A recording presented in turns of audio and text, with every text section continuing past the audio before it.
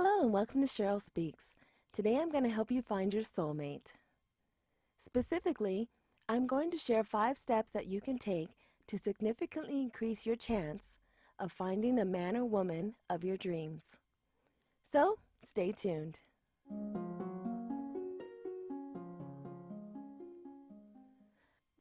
Well, hello there, and thanks for stopping by. I recently polled my subscribers, aka my angels, to ask them how I could best serve them, and they told me that they wanted me to make more videos about relationships. So here you go. I think it's safe to say that most people want to be in a healthy relationship. While there are some people who, for one reason or another, prefer to be alone, the majority of people dream of finding that perfect someone to spend the rest of their lives with.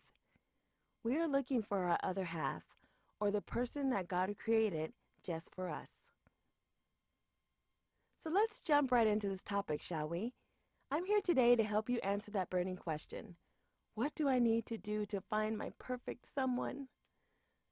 Do you need to change something about yourself? Do you need to move or change jobs or start looking in different places or start socializing with different people? Is it too late for you? Have you waited too long? Relax, relax. All of these questions will be addressed today, and hopefully by the end of this video, you'll have a solid strategy that you can use to make your wish of finding your soulmate a reality. So let's start with the basics. The first step in our journey is going to be to complete a thorough self-assessment of where you are in your life right now. As Wendy Williams would say, how you doing? Okay, that was pretty bad. How you doing? That was worse. Okay, in order to complete this exercise, you need to ask yourself one core question. How am I doing? For instance, how am I doing physically? Am I in shape? Am I physically able to handle the challenges that come with being involved with someone right now? Am I stable enough to handle the ups and downs of a relationship right now? Or am I struggling with my mental health and welfare? How am I doing financially? Is my situation stable? Or am I looking for a crutch or a proverbial financial lifeboat to save me? How am I doing emotionally? Can I really handle a possible breakup or another challenging event right now? What does my family look like right now? Do I have room in my home for someone else? More importantly, do I have room in my heart and in my life for someone else? Finally, ask yourself how I'm doing spiritually. Am I on good terms with God, or am I struggling to find my place in the kingdom? If you are really struggling in any of these areas, then it may be wise to address these issues before moving forward with this process. In other words, you need to make sure that you, as an individual, are in good working order before attempting to bring another variable into your equation. I know, that's a little bit of algebra for you. I'm a former teacher, I can't help it. But don't worry, I won't take it any further than that. Okay, so now that we have completed that process, it's time to move on to step 2. The second step in this process is to figure out what you really want in a soulmate. In other words, you need to sit down and evaluate 3 sets of criteria. You need to think about what you want, what you need, and what you must have, otherwise known as your non-negotiables. Let's start with the first one. What do you want in a partner? For instance, what does he look like? What does he sound like? How does he dress? Where does he live? What type of job does he have? What type of personality does he have? Whatever you decide, be very specific and intentional in your decision. It's really important that you write these choices down as well, so that you can refer to them later on and make changes to your list as necessary. In my case, he's got to be 6'4", 220, with curly hair, an athletic build, and a gorgeous smile. Oh, and he also has to be brilliant, God-fearing, kind, and oh, I'm so sorry. This is about what you want.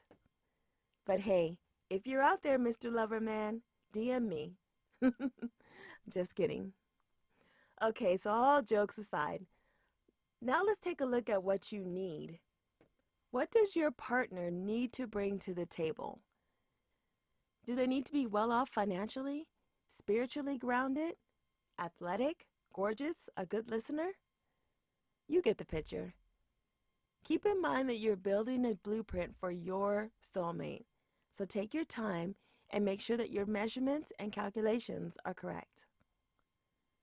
What about that third factor? You know, your non-negotiables. What are the things that you simply cannot live without? If you need someone who is a non-smoker, then add that to your list.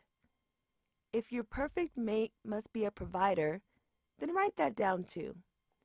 Keep in mind that your must-haves must be clearly defined and written down for this process to work.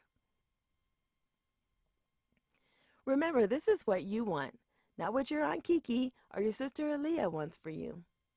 This is your list, so make sure it includes everything that you want to see in your future mate, period.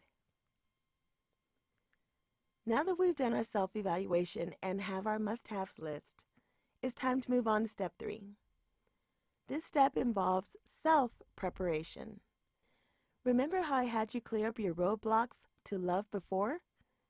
Well, now it's time to make yourself and your life as enticing as humanly possible. If you want to attract the bees, you got to have a little bit of pollen. What do I mean by that? It's time to optimize your life.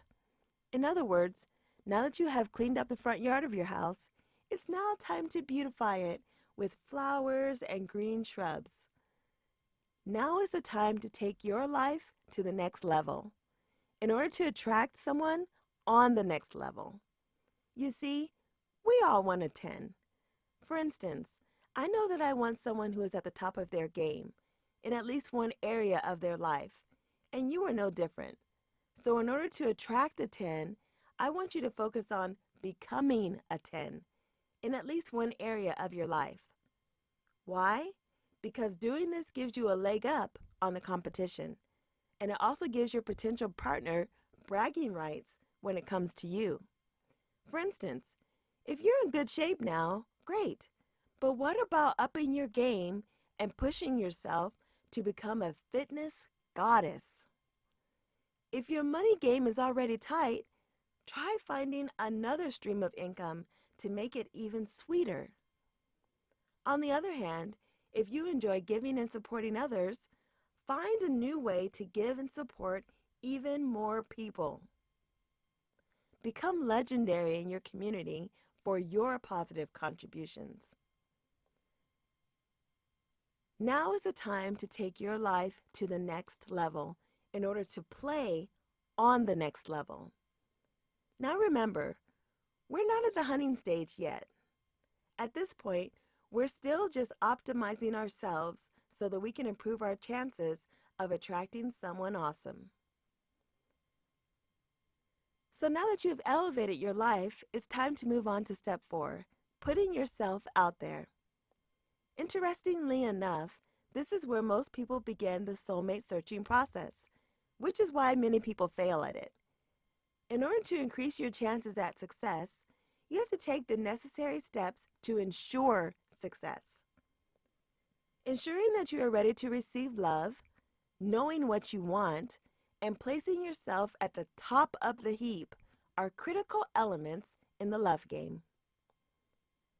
So, now is the time to start advertising your availability. Now, before I go any further, let me say this. This process is going to look very different for women versus men. If you're a woman, this is the time for you to let your friends and family know that you're actively available to meet that special someone. Nothing more. So don't start swiping left or right just yet. For men, This is time for you to let your friends and family know that you are actively searching for that special someone. See the difference? Women prepare themselves for the chase while men hunt. Let that concept sink in for a while. Men should be the aggressors in this situation, period. Now, ladies, before you say anything, please note that this has been proven time and time again. According to a recent statistic that I read, 67% of all long-term marriages in the United States began with the man asking the woman for a date. 67%. The numbers don't lie, ladies. Men are hunters by their very nature. When a woman actively hunts a man, things don't always turn out for the best.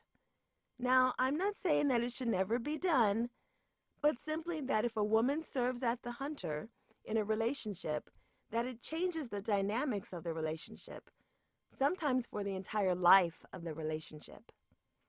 For instance, do you happen to know a woman that has a man that just refuses to work or to provide for his family?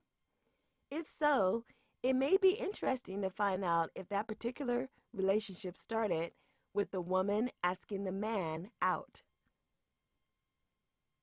If so, then she may have inadvertently established herself as the protector, breadwinner, etc. in the relationship, and now must fulfill that role. Be careful how you catch him, ladies. Be very careful how you catch him. Don't forget that this is a biblical concept, ladies. A man will naturally protect and provide for what he has captured. Enough said. Step 5 is fairly obvious, isn't it? Once you put your glimmering lure out there, ladies, you must examine your catch and determine whether or not you will keep it or throw it back. If he doesn't treat you like the queen that you are, then move on. Gentlemen, your job is also to actively seek what you're looking for and to not settle for less than what you want. Proverbs 18:22 says that he who finds a wife finds a good thing and obtains favor from the Lord. So if you find that perfect someone, put a ring on it, fellas. No matter if you're a man or a woman, my final advice is the same. Don't settle for less than what you want, and never stop believing in your heart that your soulmate is out there. I believe that God created someone for each one of us, and that it's our duty to prepare ourselves for the moment when we find them. I wish you all the best of luck on your journey to find your soulmate. Well, that's it for today, my angels. Please don't forget to let me know when you find that special someone in the comments below. Thank you so much for watching. I hope to see you again soon. Until next time, this is Sheryl Speaks saying, take care.